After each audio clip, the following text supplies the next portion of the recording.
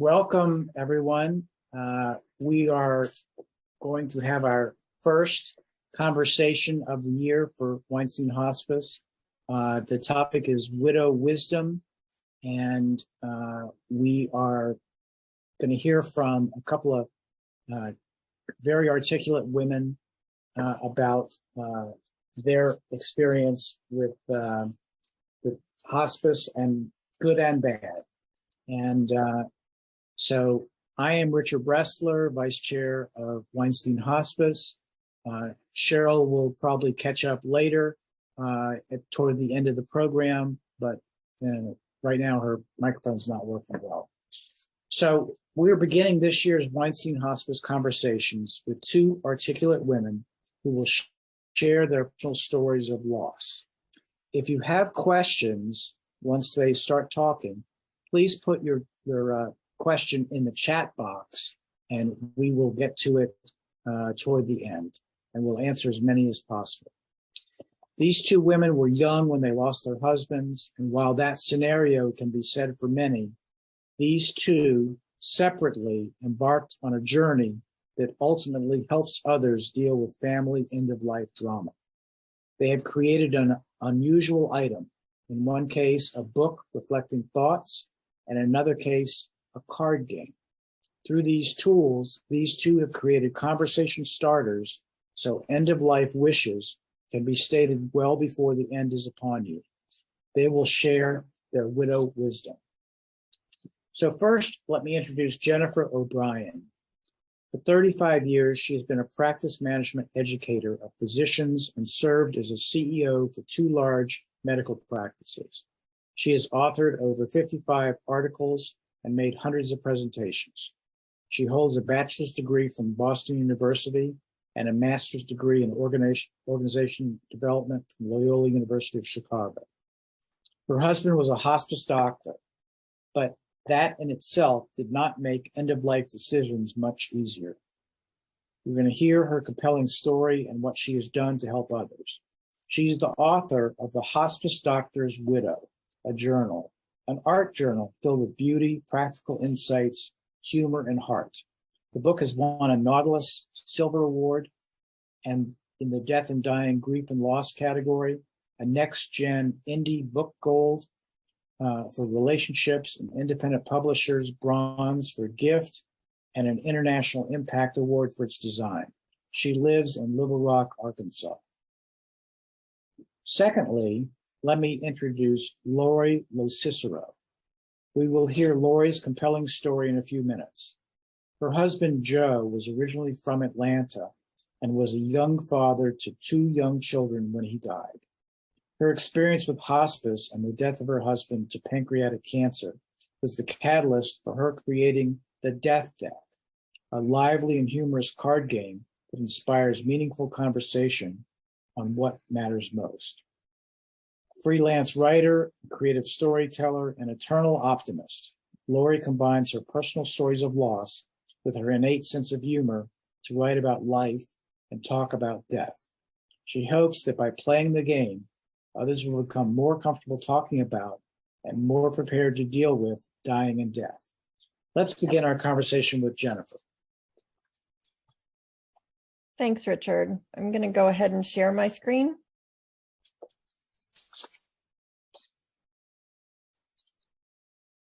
Here we are. Okay, so Richard told you a little bit about me, and I'm going to fill in some blanks. There in the middle, you see a photo of me and my only sibling, David. David died when I was 18 and he was 13, which was almost 40 years ago. It'll be 40 years ago next year. And then not quite 20 years later, my mom got pancreatic cancer and lived for 5 weeks following her diagnosis. And I was her primary caregiver.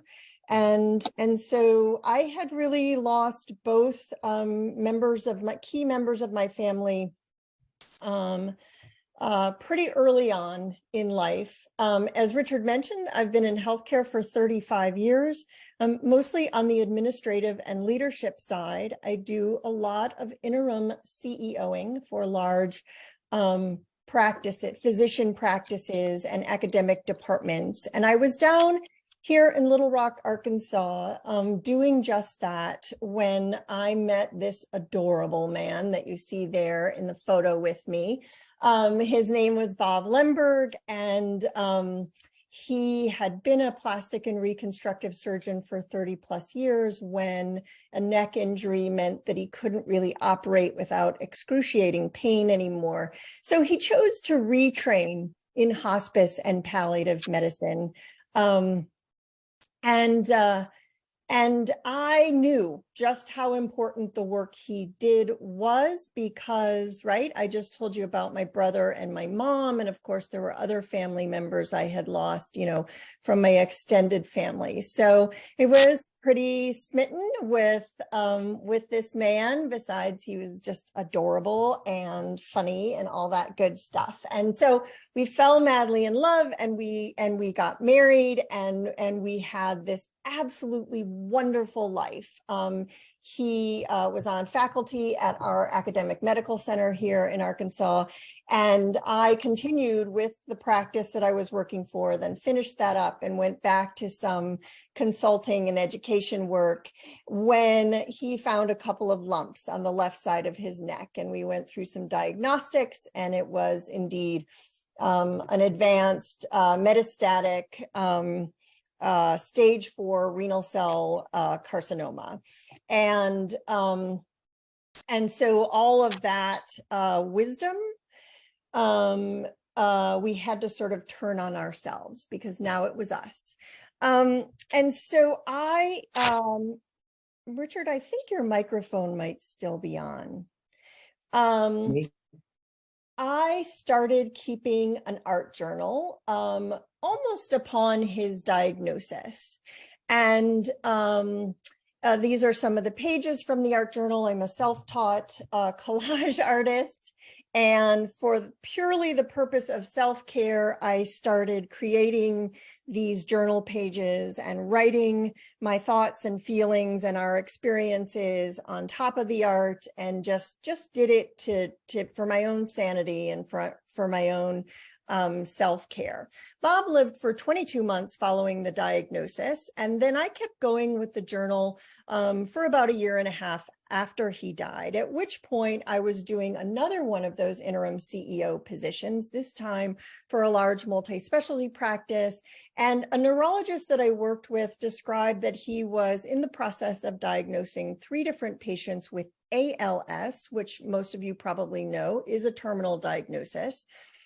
And so I brought my journal into him. He took it home, he read it. He came back the next morning and said, yeah, Jen, you're not getting your journal back. I will be loaning it to these 3 patients and their spouses, because your journal really helps fill a gap between what I can do for the patient and what the family caregiver really needs to prepare and to understand what's happening.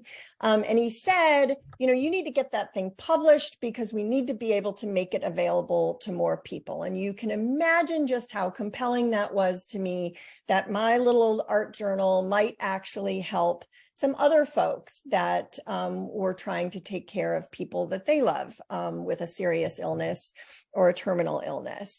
And so I did just that. I went to work, found an independent publisher, very small press here in Little Rock, and they took a big chance on this book because it is a very unusual book. It is 8 by 10, it is premium color. It is only 85 pages long, and it's basically, you know, a picture book in a lot of ways. But I think that chance they took was worth it. It has won some awards, but perhaps more importantly, anyway, to me, is that it has helped thousands of people whose loved one has a diagnosis or is aging and nearing end of life, and they're taking care of them. So what I'm going to do is I'm going to put up a few pages, the art from the book, and then I will read you what the journal note says. So this one says, precious time. He has helped families understand by telling them they were into precious time. meaning death is likely, if not imminent. Precious time is when you say what you need to say and you don't say what you will later regret. Now it is us. We are into precious time. He is going to die of this disease, and I will go on and have to live with how I handled our precious time.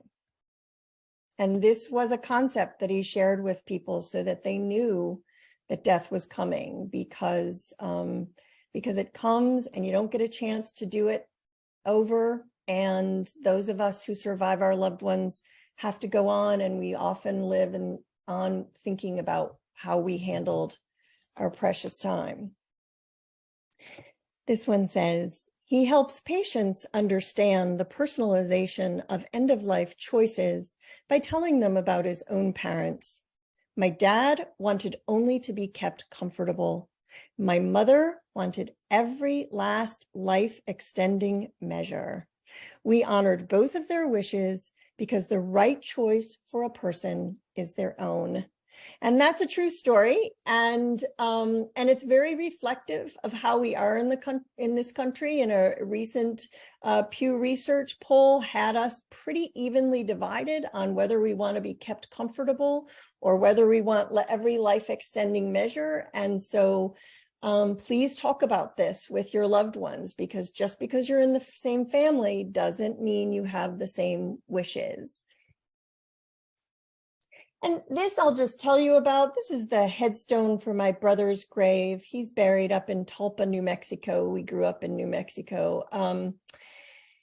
And Bob and I took a trip up there one time before he got sick. And then when he did get sick, he told me he wanted to be cremated. And he told me that he wanted me to spread his ashes up over my brother's grave, which is what I had done with my mother's ashes.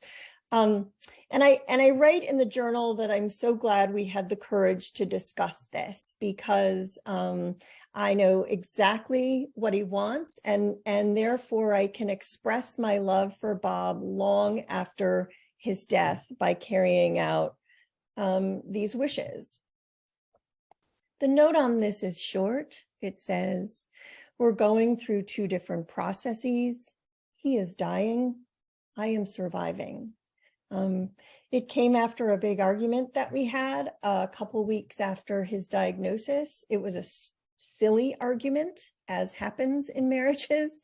And when I sort of thought through how did I engage in a silly argument when we have this big thing going on, I had this realization. These are two different processes. They are very intertwined, but we end up at different places. And it was a real epiphany, and it was really crucial, because I'll tell you what, I didn't engage in any more silly arguments. We had a couple of arguments, but they were good ones. They were for good reason. So we didn't have any more silly arguments after this.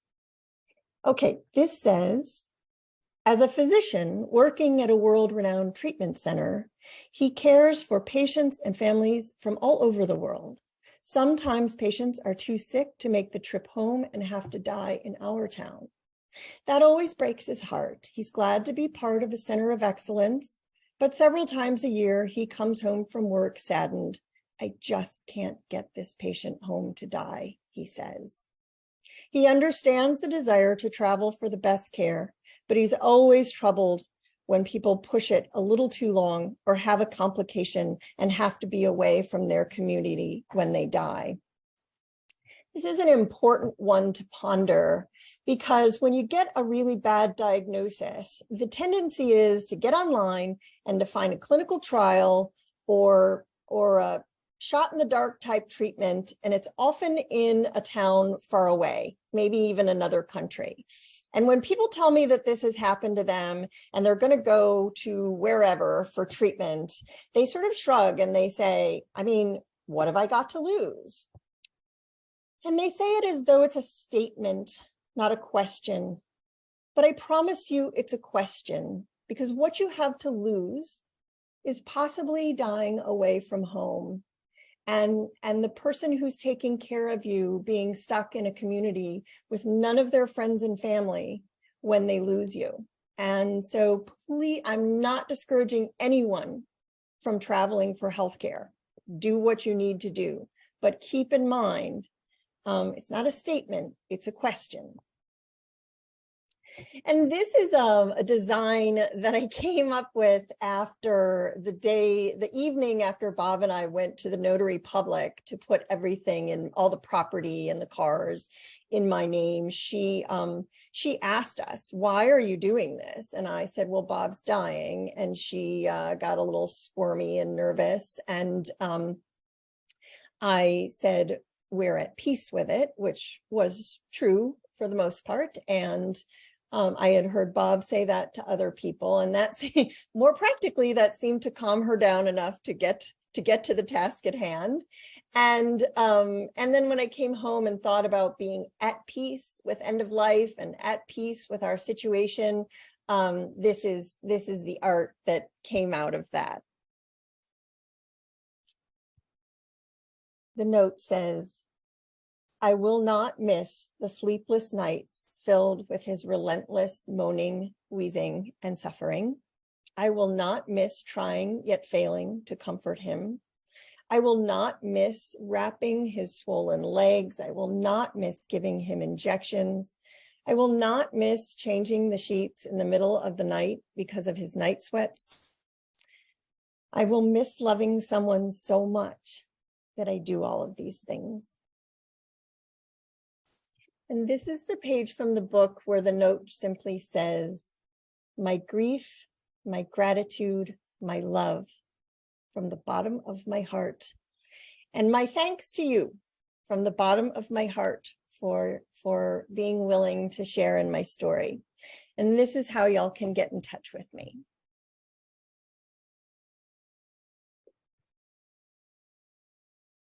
That's all I got. Okay, thank you, Jennifer. We are going to move on to Lori. Well, if you have questions for Jennifer, please put them in your chat box and we will get to the questions in a little bit. But right now, let's hear from Lori. All right. Well, thank you, Richard. And thank you, Jen. I always love seeing your art and hearing your story. I'm happy to share my story. I always hope that it will help people become a little more prepared. So I am going to start with, that's Joe. And he and I met at Paramount Studios. This is an Emmy party that we went to for Entertainment Tonight. We met on the lot. We worked together on the lot and had been following our dreams in the entertainment industry. I was born and raised in California, and Joe lived most of his life in Atlanta and Stone Mountain, Georgia. So it was an opposites attract story, and we were very much in love and following that big dream. And luckily, our dreams got even bigger and better when we had these two beautiful children. This is Dalton and Garci at ages 4 and 2. And while we were raising our family, we had the opportunity to work together on some really great writing projects. But Joe reached a personal goal when he got to combine his passion for writing and his obsession with baking when he wrote the book Cake Decorating for Dummies. And that excitement grew even further because one of the press tours, actually one of his first press tours for that book, took us back to Atlanta, where Joe was featured on Fox 5 Atlanta. So he, big, huge goal reached.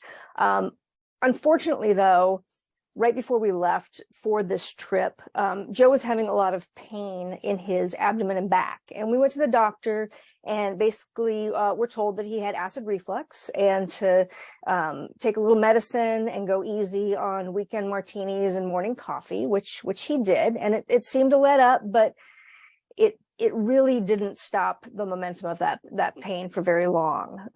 We were on this trip. It was about a week long, and each day it got increasingly worse and worse. Enough so to where immediately when we got home, he went to the doctor in the beginning of the week, and each and every day got increasing tests. And by Friday, we received that call that no one wants to get, that Joe had pancreatic cancer.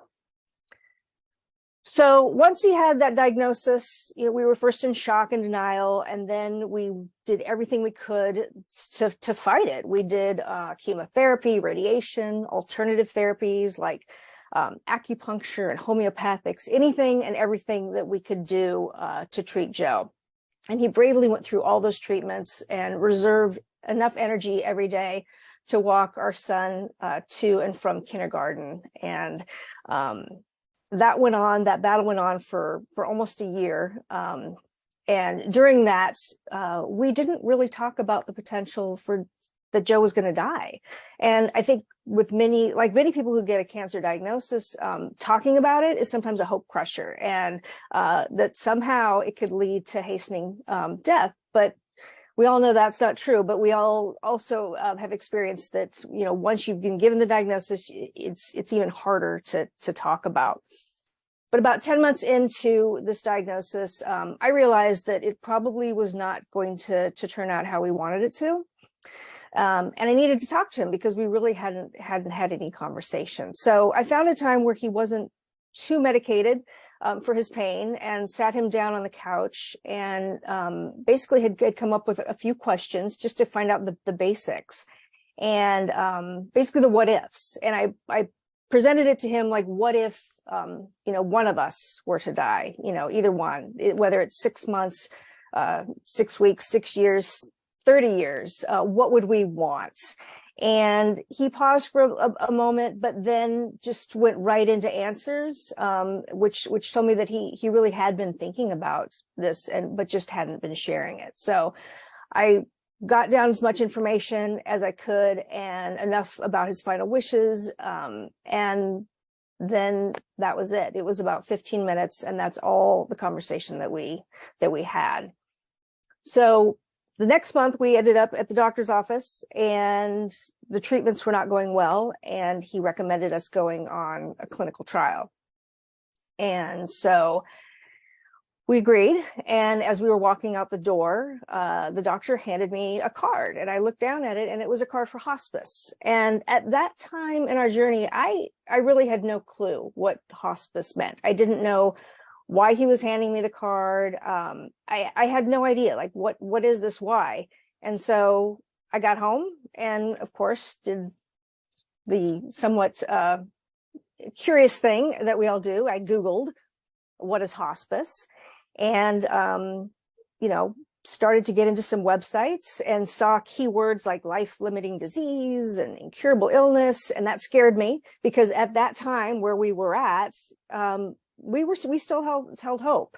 And so we didn't want that. So we tucked that card away into a drawer, and, until it was probably about a month later where I realized, no, we do need that card. So I called hospice on a Sunday, and Monday morning, there they were. This is Lisa Paul, and she is the hospice social worker that showed up at our house to shepherd me and my entire family through the dying process, which for us, from calling in hospice, was 2 weeks and 2 days. And Lisa also was the one who helped me with bereavement. I would call, and she would show up, and she would sit with me in the backyard, and we'd talk about everything, about death and grieving and dying and all those things that I didn't know that were thrown at me at the end, which caused a lot of chaos. One, though, of the topics that kept coming up was end of life preparation. Now, Joe and I thought we were prepared. We had put together our wills and our basic paperwork when we got married, and then revisited it when we started to have kids. But it was just that. It was filling out that paperwork as quickly as possible, putting it in that binder, and sticking it on the shelf. And it was something that was never discussed again. Even after he had been given this diagnosis, we never talked about the end of life preferences. And the paperwork that we had was very limited. So the only thing I had to go by was that 15-minute conversation that I had 10 months into his illness. So with all of this, and with these conversations I had with Lisa and going through all of this, it left a big why stuck in me. Like, why were we not talking about this? Why, even after Joe had been given this diagnosis, did we not have conversations about all of this? And why do we feel so unprepared at the very end? And I knew that I was not alone in this. It wasn't just me that goes through this. So in talking with Lisa, we decided, we wanted to do something about this. We wanted to put something out there that could help people to have these conversations and have them early before someone had been given a diagnosis. So we came up with a game, and that game is called the Death Deck. And it's created to be played in a game night setting. You can play it with family and friends before a diagnosis. It brings up fascinating conversations where we feel like death and dying and life can be fascinating when you're not in the moment of trying to figure out a diagnosis or end of life wishes. So it has 112 cards that cover, we hope, everything that you could think of. Probably not everything, but enough to where there's a lot of conversations. 80 of them are multiple choice and 32 of them are open-ended. And we found that although there were other conversation cards out there for end of life, most of them, if not all of them, were open-ended questions. And what we found was that if you haven't thought about or been asked some of these larger questions, it's really hard to sometimes come up with an answer and start the conversation going. So by giving people multiple choice, it sort of gives you a chance to sort of line up with where you might feel like you fit in. And a lot of them are kind of yes, no, maybe-ish answers. So you could start to find your way as to what you might feel. And then it's also set up to where you can guess your partner or a family member's answers. So you're not just being put on the spot to come up with answers. You're actually learning about yourself and your loved one. So one of the cards I will share is called Heaven Sent, and it is naming a scent that reminds you of someone who has died. So this card is one of the ones, it's not just about end of life wishes, but it's something that allows people to do what many times we're not allowed to do, and it's actually start to talk about someone who's died and share their memory. What comes to mind for me is guava, which is such an interesting little fruit that I didn't know anything about, but Joe absolutely loved guava, and he would make all sorts of delicious desserts with the fruit, which was really hard to find, especially on the West Coast, but he would find it and he would somehow come up with these recipes. So whenever I smell that smell of guava, I just always go right back to him and the smells coming out of the kitchen and all of that baking. This is one of our multiple choice cards. When I can no longer tell you what I want to hear, please play A, my all-time favorite music playlist, B, audiobooks or inspirational words, or C, the sounds of the ocean or a river with a bedpan nearby. Now, this is one that always kind of gets a little chuckle, and that's what we tried to do is, and was able to do with these multiple choice answers, is to infuse a little bit of humor, because we found that really helps to be an icebreaker in starting these conversations. We know these are difficult conversations, but we feel like if we can just get over that initial sort of hands off, no, and sort of reel people in with just a little touch of laughter, it helps people to become more comfortable having the conversations. So with this game, in addition to being for game night, it also has found its way into the hands of medical professionals and using it to work with families. But one of the things that we kept getting back feedback-wise in the end-of-life space was our little mascot, Scully, and the word death were a little bit harsh in the end-of-life space. And we get that. Originally, it was not created to just be in the end-of-life space. So we got all this great feedback, and then we decided, yes, you know what? Let's create a deck for the end-of-life space. So we are actually in the process of getting this produced.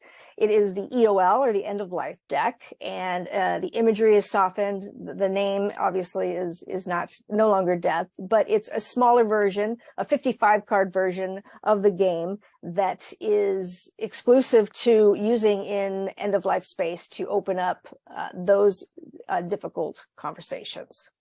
So you can find out about the EOL deck or the Death Deck at our website, thedeathdeck.com. And hopefully this will be able to be available, we're hoping, by the beginning of next year. And just so you know, those little tiny kids of ours are thriving. and have clearly grown. They've outgrown me. That's Dalton, who is now just transferred to UCLA as a psych major, and my daughter Garci, who is applying to colleges as we speak to get into the film and television industry. So thank you for listening to my story. I always hope it will inspire people to just be a little more prepared and, and to ask these questions and to have these conversations. So I'll send that back to you, Richard. Well, thank you, Lori, and thank you, Jennifer, as well. Got a couple questions here, and again, if the audience wants to ask, they know where to go. Put it in the chat box. But when did each of you and your husband start talking about end of life? You kind of covered that, but I kind of want to get very specific about when was it? Let's go with Jennifer first. I think it was our third date. Bob was this was a topic that was familiar to both of us, to me for personal reasons and to Bob for professional reasons. And something came up on our, I don't know, I think it was about our third date. And we basically got the advanced directives down pretty early on. Yeah. And it was great because in our relationship, as our relationship flourished, I could touch base. What he would say to me is, don't call the EMTs until I'm cold and blue. And I would just check with him and say, so you still don't want me to call the EMTs till you're cold and blue? And that was just our way of me knowing, that nothing had changed, and that he still felt at that end of the advanced directives sort of spectrum, so that if something did happen to him and he couldn't speak for himself, I knew what he wanted.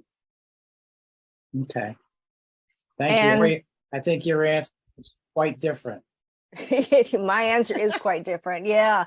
So during our engagement process, it probably was more to be financially sound as to putting together, wills. Okay, we've got a family, we're adults now. Let's do this paperwork. And within the meeting with the financial planner, that's when some of these questions came up with advanced directive, and that was the conversation. And then again, that binder, that's where it sat for years and years and years. And we didn't talk about it until that time I sat him on the couch. So we did not talk about it at all. Yeah, So just to chime in on that, on some of that difference. So it was funny that we talked about it on the third date, but on a more practical level, once Bob got sick, we talked quite a bit, and we very much balanced hoping for the best and what we called preparing for the worst. Both of those at the same time. We prepared very, very thoroughly for his death and my survivorship. I mean, we talked about everything, including the disposition of his remains. We went to the VA HR office and got me signed up for my survivor benefits. I mean, we were very, very thorough. And I'm very grateful for it. So, okay. Sorry, I just wanted to offer that after the diagnosis. No problem. We have a question from the audience about addressing the issue with minor children under 18. And, Lori, I know your kids were very, very young when diagnosis came. So you probably didn't have the conversation with them, but I'm just curious, how did you handle it with the kids? And then what are your recommendations for the right age to be talking to the kids? Yeah, I mean, my son had just turned 5 and my daughter was 3 by the time Joe passed away. And it really was something that even during his diagnosis, we were very honest with them, but we were honest with them at their level. So we didn't say everything's going to be okay. It's, daddy is sick. The doctors are doing what they can. We're not sure what's going to happen. That sort of thing, where just enough information that they could process, but without going over the top or and without lying to them and not telling them what was going on. So that was before and during his diagnosis. And then you know, when he died, what helped me a lot were books. There are very age appropriate books for different age groups that help kids to understand, you know, what that means, because they just, mine could not, you know, you just can't understand, like, well, why isn't daddy coming back? Like, where is he? And so I didn't know at the time what to say, but I seeked out a lot of help and a lot of references and a lot of age appropriate books for children. And then after that, I mean, we continued to talk about it. If they seemed like they were interested in talking about something, I would, as painful and hard as it would be, I would sit down and talk with them as best I could. And to a point where, you know, about a year in, I think they were so comfortable talking about it that there was a presentation at my daughter's kindergarten of, you know, the 100th day. That was, you know, the day where all these kids brought in 100 of something to show that they could count. And she decided to bring in 100 pictures of Joe. So I think, you know, just by being organic and keeping conversation, but things that they could understand. And then all the books was very helpful. This is, Bob and I didn't have kids, but this is a book, Everyone Dies, for little kids. And it's intended to, my understanding is from the author, it's intended to be offered just as a good book for little kids, whether someone is sick or not, that it's in the age appropriate language. It has won one of the big NYC book awards. And it's just very simply a little story that talks about how everyone dies, in language that is not religious, that is, you know, just really, really good little book to get folks started on the topic, period. Just that at the end of life comes death. Okay, thank you. So your husband's learned about hospice at different times, but what were their initial feelings about hospice upon first hearing the word? And I'm going to go back to Lori, because it was kind of a, you know, the card was handed by a physician. And what was his thoughts about it? Yeah, well, again, we didn't know what hospice was. We didn't know what it meant. We didn't know how valuable those resources are. Had we known, I think we would have called in hospice much earlier, or had taken advantage of palliative care, which actually wasn't really a thing. This was a number of years ago. But now, I mean, to know that was available and helpful. I mean, my family, my mother was actually dying at the same time. She died a month before Joe, and Joe's family was all on the East Coast, so we really didn't have a lot of help. And it just, once hospice came in, and once I realized, you know, the incredible resources to help us, guide us through this, I look back and think, I wish we would have known more. But I think it's very common. Unfortunately, you know, there's not a lot of education around hospice. And if you mention it to a lot of people who don't know, like me, way back then, I mean, people recoil. It's like, oh, no, but yes, I mean, it is something that, you know, is so helpful, and something that I helped a friend with recently. My friend was dying, and, you know, and she and her husband talked about it, but it just, I gave them that little initial, or that push, you know, please consider it, please look at it, please do some research, because it's something that can really be helpful in the end. So was there a defining moment that led each of you to create your item during the process? We're on Lori. We can start with Lori, and then we can go to Jennifer. Yeah, I mean, it was really that conversation that I had with him on the couch that I kept going back to when I was talking to Lisa, who's the co-creator. And I kept going back and I started to get angry. It's like, why did we wait? Why was it then? And why didn't somebody like that financial planner hand me something like the death deck? I mean, it was really created as something that I so wished that someone would have handed to me early on to start those conversations way before he was diagnosed. I mean, it came as a total shock. I mean, you're in your early 40s and you get a stage 4 pancreatic cancer diagnosis. No one's thinking that, but it happens. So, why did we wait? And that moment, I kept thinking about that excruciating 15 minutes that I spent with him on the couch. And it was like, I kept going back to that. And that was the initial start of, we really need to be talking about this. And that's where that death deck came from. Okay, and Jennifer?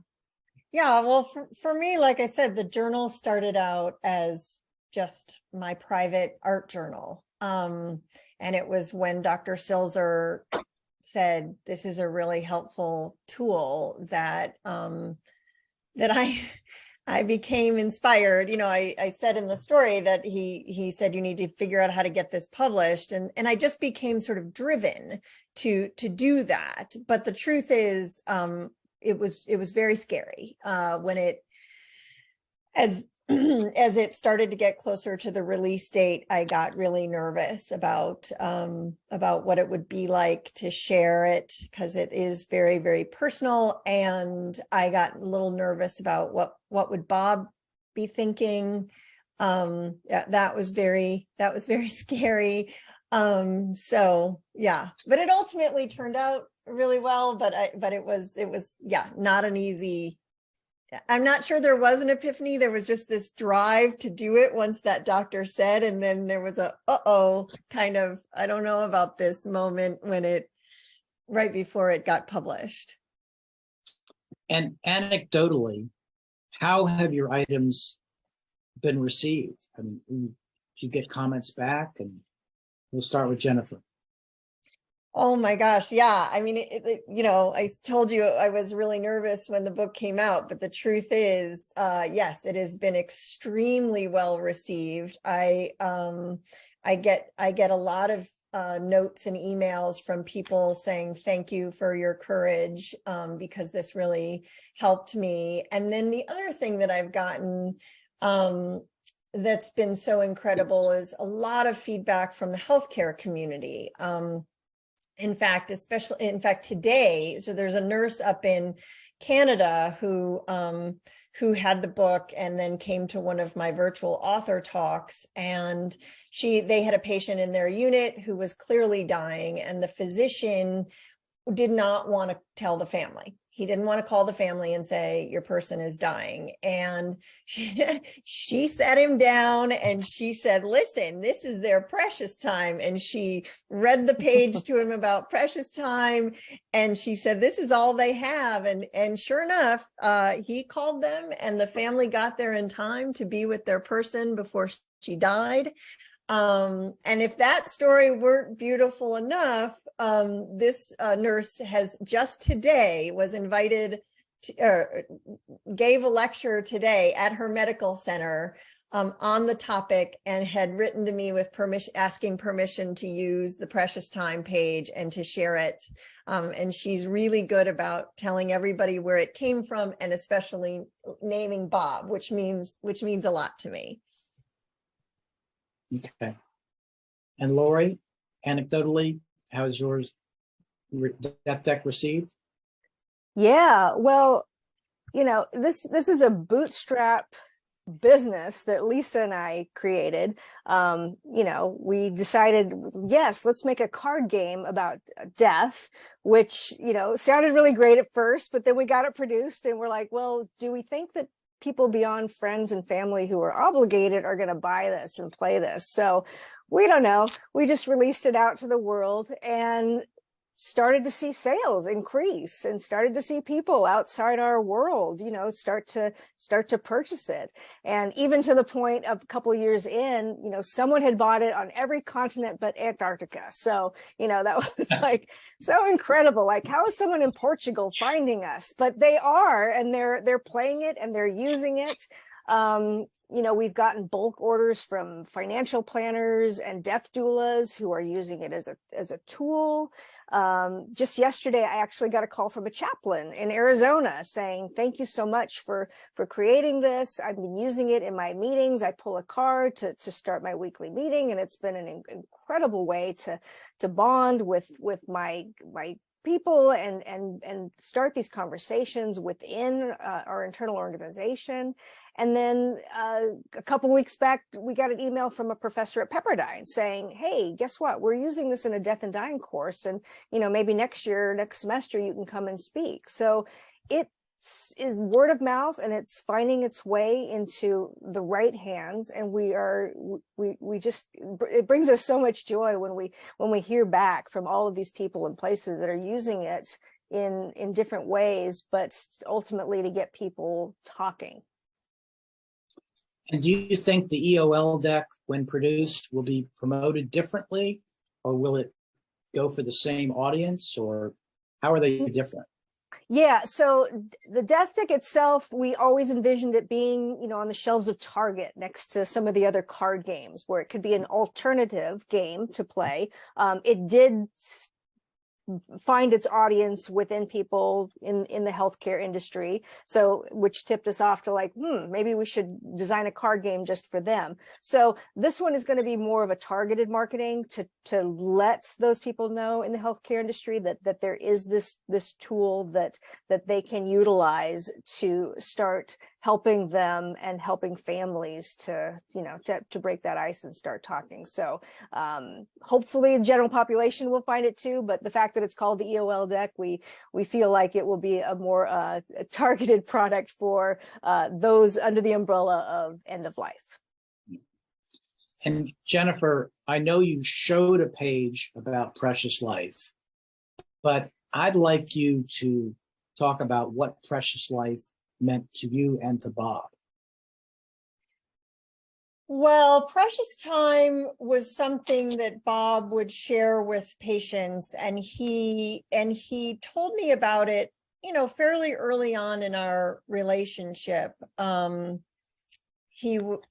I actually had an uncle who was in a cycling accident and severed his C2 spine, and when I went out to be with that family, that side of my family, my cousin, his daughter, was having a really hard time even getting close to him, even letting him know she was there. This was in a time he lived for about 5 days after the accident and was entirely conscious and aware of what was happening. But she really struggled, and this was before we knew that it was that the spinal cord had been severed. We weren't sure if he was going to make a recovery, and she was beside herself. And I told her about Precious Time, and it's true. Even if he had been cured entirely, even if he had not had a spinal cord injury and had lived, it still would have been Precious Time. Precious Time is that time that is so special, and it is so difficult. It's easy to lean in to the vacations and the weddings and the fun stuff. It is a lot harder to get past your fear and your anxiety and lean into when someone is dying or may die, and yet you'll never regret it. You will regret potentially if you don't. You'll look back on that time and you'll think to yourself, why didn't I say this? Why didn't I offer this apology? Why didn't I tell him I loved him one more time? Why didn't I hold his hand? and that's what precious time, the concept is meant to help people with that regret management sort of proactively. And it's a way to tell people death is imminent or death is coming with, without it being the harsh word death, and it works. And it's so important. We got thank you notes from families when Bob was practicing, saying nobody else was willing to tell us what was happening, what was going on, and that when Bob would say, no, you're into precious time, that people understood that meant it wasn't going to go on forever. Okay. Yeah, Well, I don't see. Go ahead, Lori. Oh, yeah, no, I just wanted to comment on that because that's something that really, really struck me from Jen's book is, and I so wish I would have had that journal when I was going through what I was going through, because we didn't acknowledge precious time.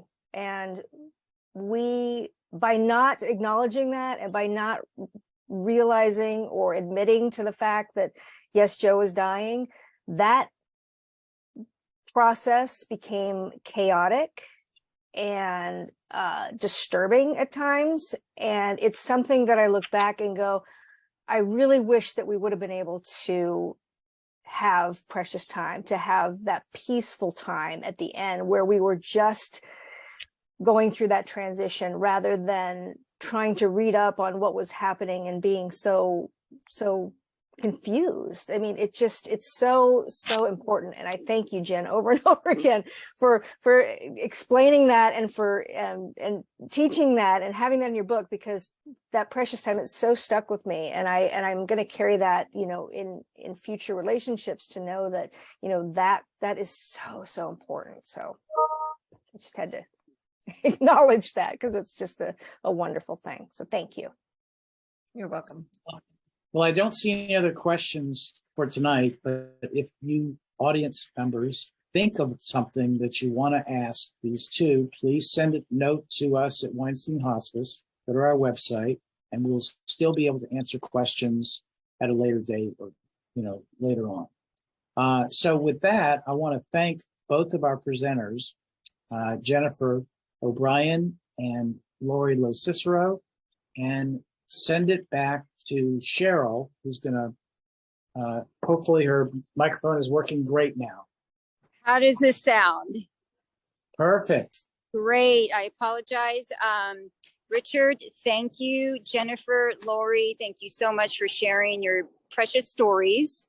Definitely inspiring. And we thank you for just extending yourselves and your time this evening with us. And we're excited that we can have this recorded to share with others. So please, again, visit our website, weinsteinhospice.org, and happy to answer any ongoing questions you may have. And thank you again for joining us this evening.